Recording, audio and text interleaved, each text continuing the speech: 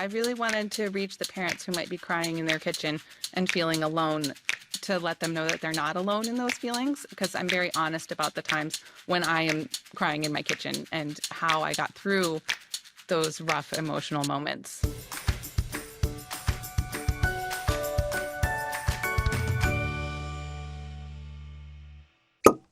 Jennifer Celeste Briggs has a BA in English Literature from Swarthmore College. She lives in Pittsburgh, Pennsylvania with her husband and 2 daughters. She joins me today on Uncorking a Story to discuss her memoir, Watching Sarah Rise. Welcome to Uncorking a Story, Jennifer. Thank you for having me. Jennifer, I'm excited to have you here. I'm curious, where does your story as an author begin? Probably in first grade, when the first activity every day was to sit and write a story. And every day I would write the same story about a girl who lived in a house and went outside and looked at flowers. And you draw a little picture, and I was always drawing the same picture. And I remember there was a little bit of concern among maybe some of the teachers or my parents. And then someone or all of them collectively were like, yeah, I think it's okay.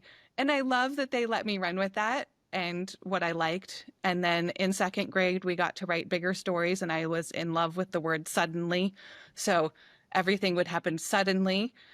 And and then it probably progresses through being an English major and always loving to read. And then my book got started actually during the pandemic, but writing about Sarah and the stories and the whole process of being her parent, that started when I ran a sunrise program for her, which I called Sarah Rise.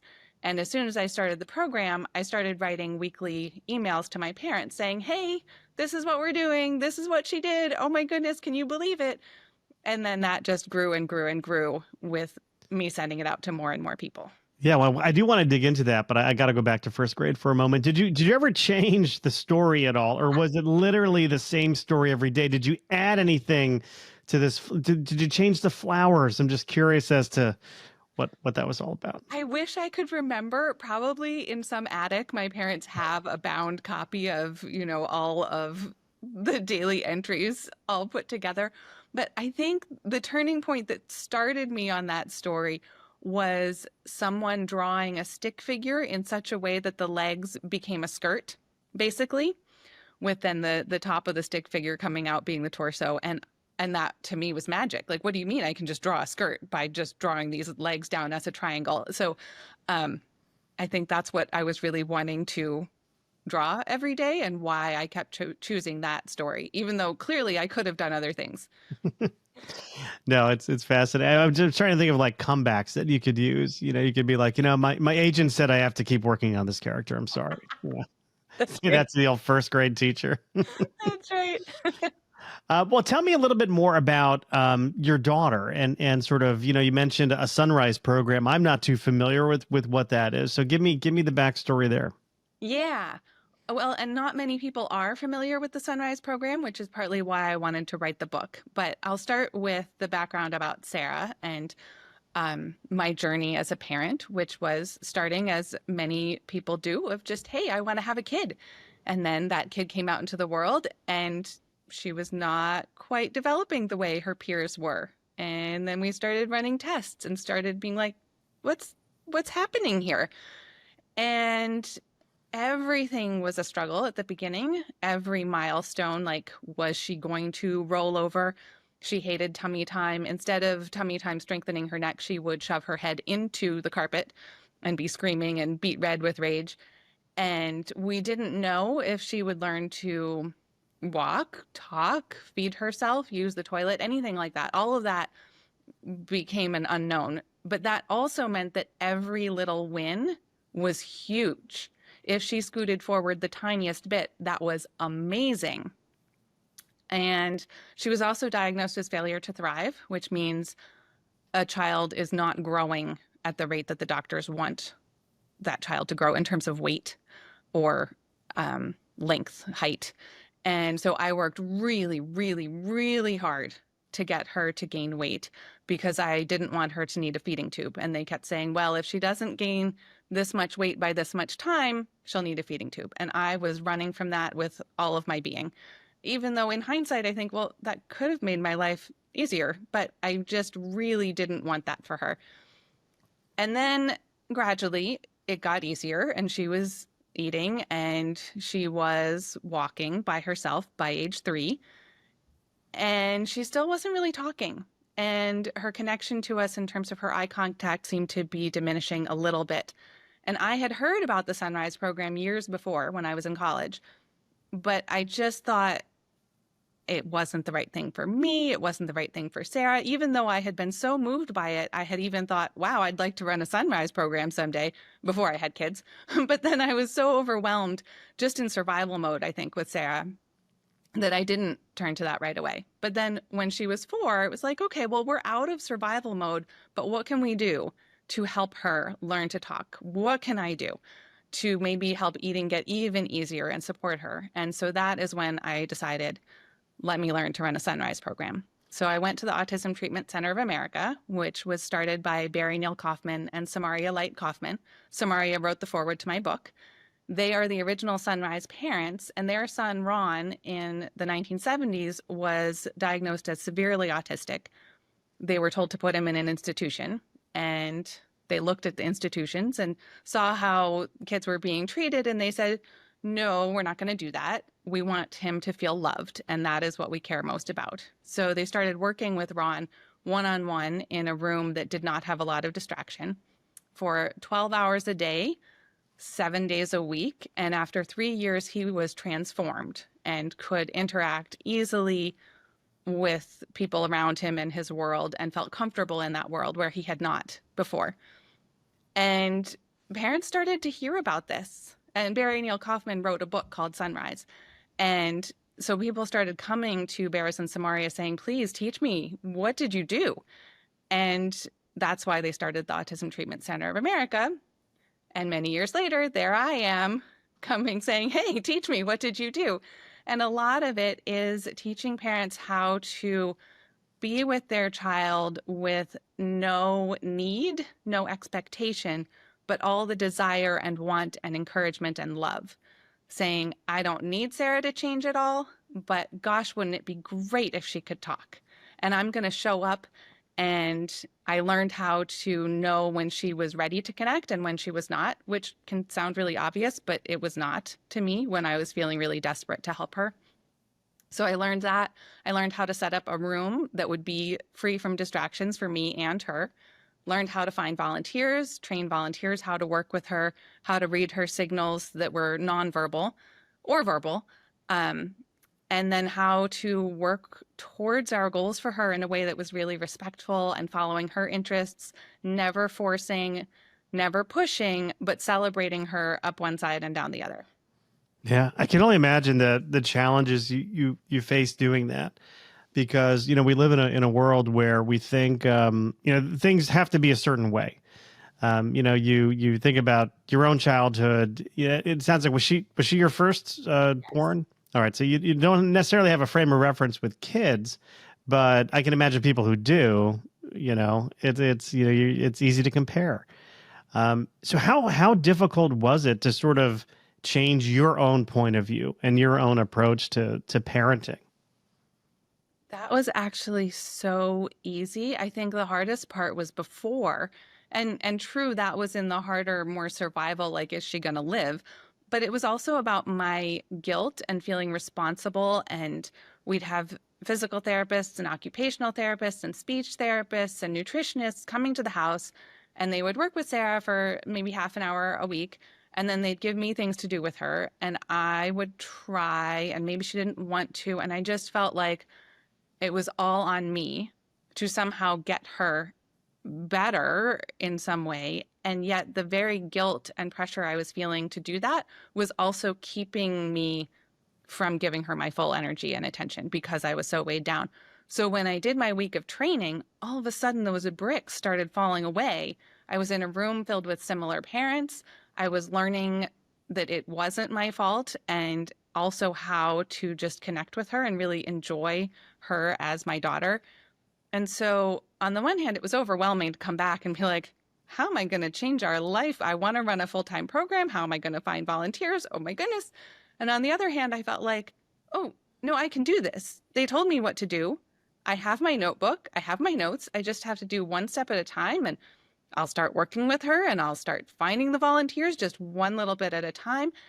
And as soon as I got back from my training and I had shifted my thinking about how to ask her for language, how to wait for her to give me that language, how to celebrate her, her language started coming. And so that was so exciting. It was just like suddenly we were pressing the gas pedal. So I got a lot of energy from that and a lot of hope. Yeah, well, let's transition to talking about writing this book. I'm curious as to, your approach to writing it. How helpful it was to you to sort of go, kind of relive the early days and to share your story.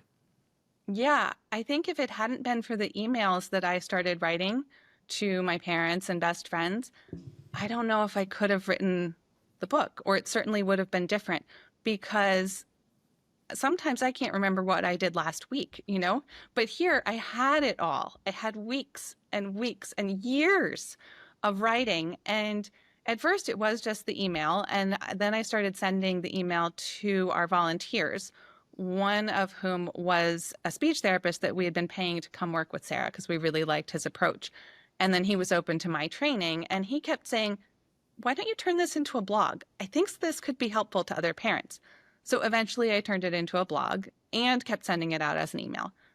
And then people kept saying, when are you going to turn this into a book?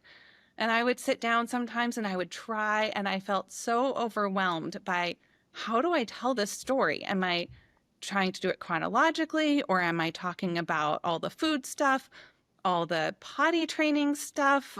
Like, how do I do this? It just felt so completely overwhelming that I would start and then I would stop and I would just put it away for a while. And then the pandemic happened.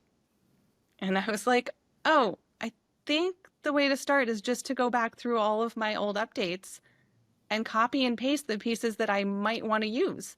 And then that gave me another huge unwieldy document, but it also started giving shape.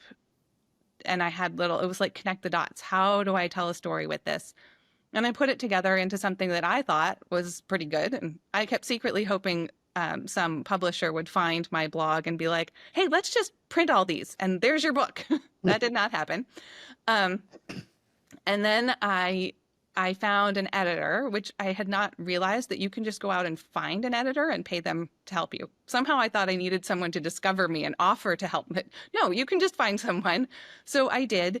And that was kind of like an internal wrestling match also, that she would give me these suggestions and I knew they were good, but also I would be kicking and screaming internally and like cursing while sitting on my couch with my laptop, like, I can't do this. I can't write dialogue. I don't remember. What do you mean? And yet I could tell she was helping me make a better book.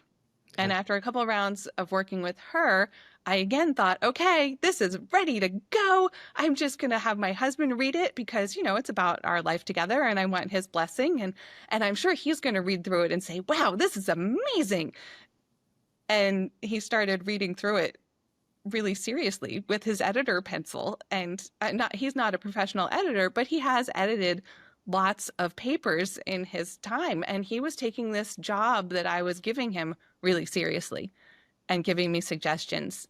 And I again went kicking and screaming into that. And we had many tear-filled moments. And yet I knew he was helping me make a much better book. And especially once I found out I needed to get the word count down, then it was a joint effort. And he was able to better see, hey, this big section can go, where I was trying to say, can I combine these two words into one word? Can I cut two words over out of this sentence? So, but together we got it down, and I can't imagine putting out a book without so many people helping me. Yeah, a lot of people are under the misguided notion that writing is a solitary activity, and I guess to some extent, the actual process of writing can be pretty solitary. But to get a book out into the world, there's a lot of people, there's a lot of helping hands that go into it. Editors, content editors, line editors, copy editors. It just, and you need that feedback. Sometimes it's hard, especially if you're, a younger author, and not just by age, but just by, doing it for the first time or second time, it's sometimes hard to get criticism. It's sometimes hard to kill your darlings, as they say.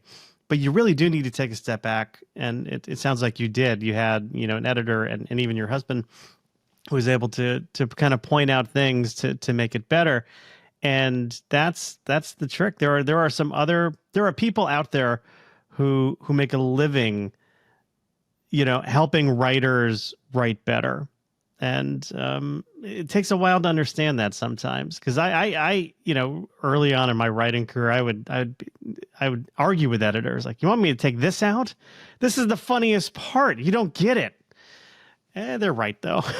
Yes. More often than not, it's probably because I was being self-indulgent about something. But I totally relate. It is hard to get rid of those pieces that you think, oh, but that was such a good sentence or such a good story, but less is more. less is more. That's true. So tell me, now that the book is out into the world, what kind of impact is it having? What are you hearing from people who've read it? So far, the feedback has been extraordinarily positive. I don't know how many people have read it on a big scale that don't already know me, but a lot of people who know me have been moved by the story, because even if they knew the basics of the situation, they didn't know the nitty-gritty details of what was really going on. Or a lot of people who are parents are finding it helpful, saying, oh, I see myself in those pages, whether or not their kids have special needs. Yeah.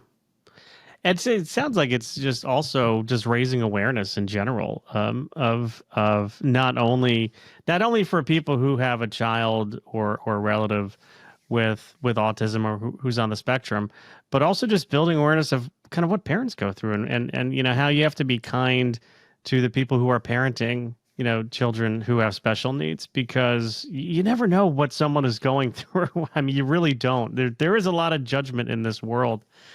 And it sounds like this is a great empathy building tool for parents as well.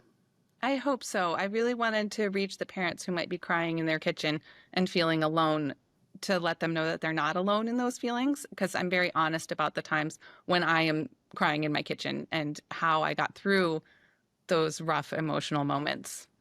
Yeah. So how old is Sarah now? She's 18. 18 years old. So my gosh, this book was a long time in the making. Yes, it was. I started the Sarah Rise program for her when she was 4. Wow. Wow. Fair to say that the pandemic was a blessing?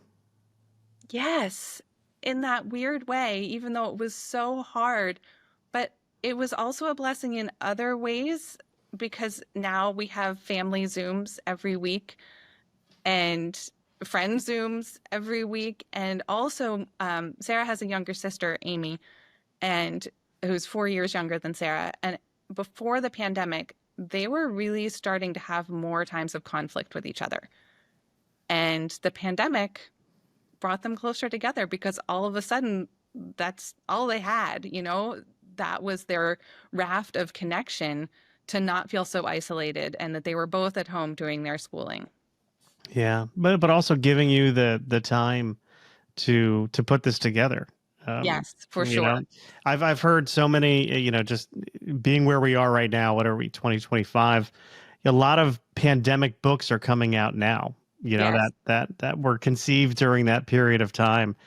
And, for authors, I think look, there was a lot of horrible things that happened during the pandemic. I mean, the loss of life, sickness, a lot of confusion, a lot of misinformation. There was a lot it was a big mirror onto ourselves, really, in many ways. But it also gave a lot of people the gift of time to be creative and to get their stories out there. And we're kind of benefiting from that, certainly right now, with all these stories that are coming out. I agree. So, Jennifer, one way I like to get to know my authors, my guests, a little bit more is to throw a couple pop culture questions at them. So I'm curious, when you were growing up, what were some of your favorite things to watch on TV? Well, I feel like I was always a little behind the curve of what my peers or the cool kids were watching. I mean, I watched the Saturday morning cartoons like Dungeons and Dragons, but I was really into watching the monkeys.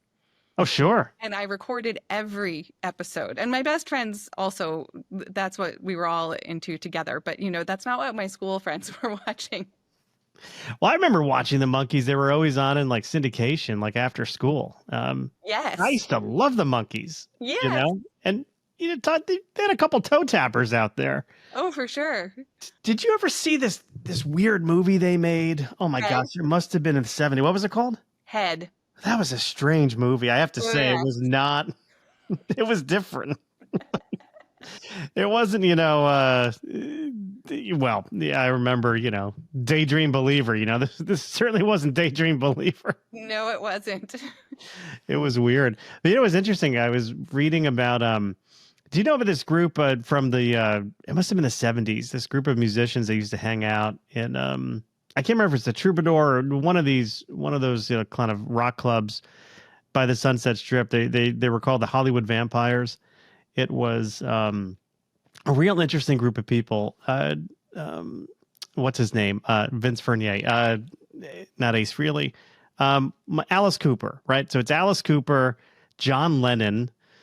I think it was one of the drummers for the Who. Maybe it was and Mickey Dolenz. I'm like, Wow.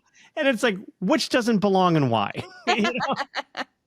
But he was part of that, because you think of them as like this TV bubblegum band, but they did take their music seriously, I have to say. They did. Yes. All right. So the Monkees was on the list. Anything else on the list? In terms of what I'd watch, oh, well, I went through a phase of watching Days of Our Lives. I'm sure my parents were horrified. Um, See, I was a CBS soap guy. I okay. was Guiding Light, Young and the Restless, because I watched them with my grandmother after school. Yeah. My So-Called Life, once I was a little bit older, that I loved that one. Oh, that was with Claire Danes, right? Yeah. Yeah, she was great. And Christopher Burke, was he the actor who played her brother? I don't remember. Yeah. Yeah, I remember that show. That was a good show. That was a good show. If you could go to any fictitious bar on the planet, right? Pick a bar from like TV, or whatever. Like what's your go-to? Where do you want to hang out? Oh, probably Cheers. Oh yeah. Yes. That's a good answer. That's a good I don't answer. know if I even know any other bars, Oh, but at least everyone would know my name. I'll throw a couple at you.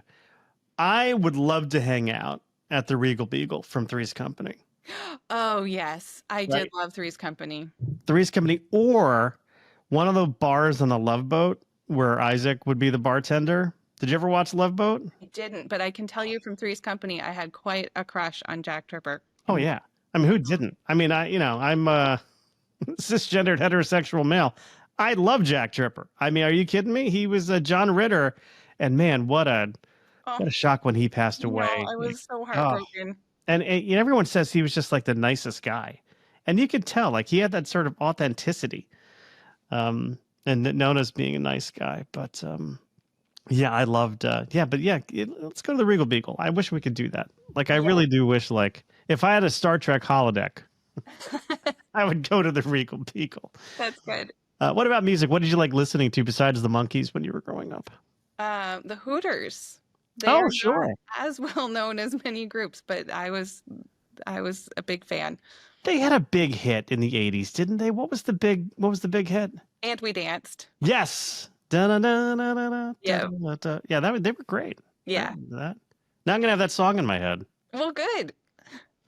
I actually once did a project for the restaurant chain Hooters, but I don't know if I've ever eaten there. oh no. Well, you know what? I'm not gonna say it. Oh, I'll tell you off the air. I'll tell you off the air. If you could go back in time, Jennifer, and whisper some things, some words of advice to your younger self, what would you tell the younger Jennifer? Just to not worry so much. I was so worried about doing well in school and so worried about finding the love match of my life. And I think that's actually been such a blessing to have Sarah then be who she is and how she is, because I was so convinced in my younger years that it was all about getting good grades to prove that I was a worthwhile person. in the world, that I could exist. And now I see Sarah and it's like, well, she's not going to be getting the good grades at the schools where I went to. Not at all. But she brings so much joy to so many people. It is so clear to me that she is a benefit to the world that then it kind of makes me pause and think, well, what is this all about? It's like the Grinch being like, is there something I didn't understand about Christmas, about life, about being worthy of existing? Wait a second. Yeah. God, grades, the pressure for grades. I had it growing up all the time. And I had, the benefit of having a twin brother who was certainly better at me in English and I was better at math. And my mother was always comparing us. Oh, that's And hard. oh God, it was just, and I tried not to do that with my kids. Like I never put pressure on them to get good grades. Like we told them the importance of studying and I never really made a big deal of it. But one of my daughters is just like she's a brainiac. Like she will not rest. Back when she's graduated college now, but I mean, just needs straight A's. I think she graduated college with a 4.0 or a 3.98 or with a degree in finance. Like, Wow. yeah, she put the pressure on herself, but man, that is tough when you go to school and then now all of a sudden you're getting marked on stuff. It's hard. It's Yeah. hard. Yeah. I was always concerned that I would be left back. And my mom was always like, oh, honey, that's not going to happen. Don't worry. And she would be coming to say, don't you want to go to bed now? And I would be saying, no, no, I have to stay up and finish this homework. So the pressure was not coming from my parents. It Yeah. was just coming from me. And then you realize once you're out and you're in the working world, like no one cares. Like no one once asked me, um, did you graduate magna cum laude? Like that never came up in the job interview. And if I brought it up, I'd look like the a-hole. It's like, well, I was inducted at Phi Beta Kappa. Like no one gives a flying, whatever about that stuff. But you don't know that, like you just because you're taught, had the That's right. pressure to achieve. That's right. Well, then, and I'm thinking even now, like, okay, you ask me, what would I tell my younger self? And I'm thinking, could I listen to the myself now and not worry so much about everything? Maybe. Right? Yeah, you never know.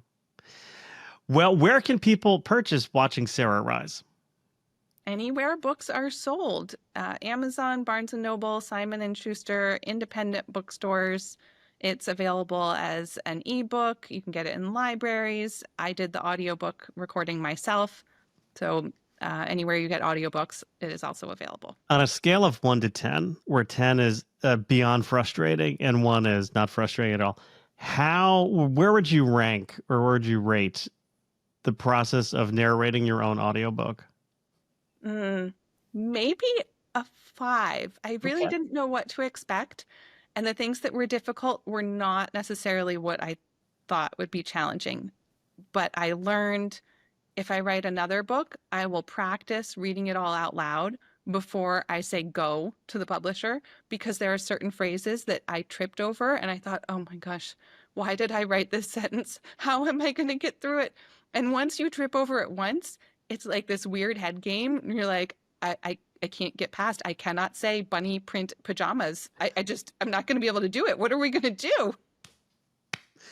But that's a good editing tool. Reading out loud, I think, is a great editing tool because when you hear it, you realize that okay, maybe something needs to be reworked there. I have one of my books is an audiobook, and I couldn't do it. I couldn't do the narration. It was too frustrating. And I think with the right producer, you can they'll make it easier. But I wouldn't do it, so I hired somebody to do it for me. And he did such a bang up job. Like his voice, like he became this character. It was awesome. But he called me midway through the book. There's a rather adult scene in the middle of the book. This is like a coming of age story about a guy in his 40s. And he winds up with somebody. And he's like, dude, I can't read what you wrote. He's like, I cannot do that. It's a laugh out loud comedy, but there's this one sort of adult scene. So I had to go back and rewrite it to tame it down. He's like, those words can't come out of my mouth. That's hilarious. Oh Oh my God. gosh. So that scene is in the actual printed book, but for the audio book, I did edit because it had already been published by that time. So there was no going back there. But for those of you listening, get both, and you can compare. But Jennifer, this has been fun. I will be sure to put links to your book as well as to your website and social media in our show notes so people can easily find you. And I will say thank you for stopping by Uncorking Your Story and letting me uncork yours. Thank you so much for having me.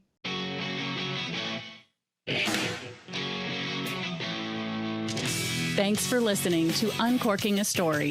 If you'd like more information about today's guest or to find out more about Mike, go to uncorkingastory.com. If you enjoyed the show, please subscribe, rate, and review us at Apple Podcasts, Spotify, or wherever you get your podcasts.